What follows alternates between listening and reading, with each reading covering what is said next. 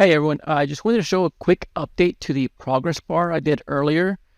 Let me hit preview real quick here.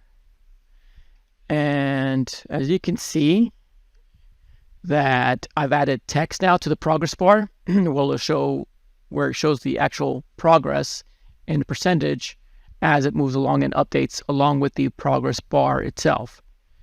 So I won't show the process of installing it, but it's basically the same thing as the previous one where you just add the JavaScript to the master view.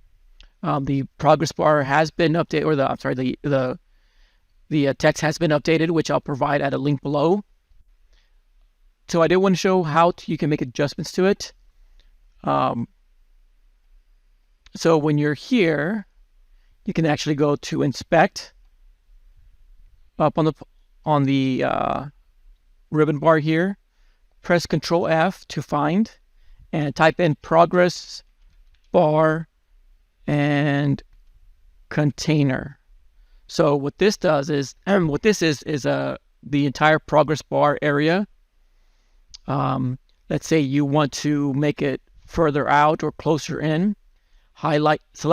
Select that the element, and you can actually see the changes right here. So let's say you want it more centered or closer, or let's see, lower or higher.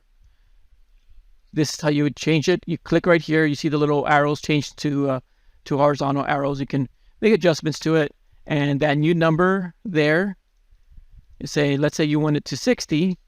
See what that looks like? Okay, you can change that. And if you dig deeper in here, there's a progress bar text, which you can actually change different font sizes. Let's say you want 10 pixels, which is about that size, or maybe you want it a little bit larger, 18. Or you could just type in large and it'll just kind of automatically calculate it. Or if you want to change the color, you can click right here and change the color of that as well. Now, all these changes you make, you will have to remember it. Let me see this right here. This is that one. All right. So, like, I made that change to the progress bar right here to change it to I translated the position of it to 60px. So I want to get that. Once I've tested it out, I can go back here, close this, and go back to the master view slide on the top one, edit the JavaScript, and look for the progress bar container. There's going to be two of them.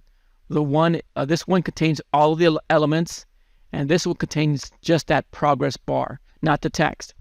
So you would change this to 60, push OK, and then let's just do a quick preview. Now, you always want to do a preview before you make adjustments. After you make adjustments, just to make sure that everything's working out right.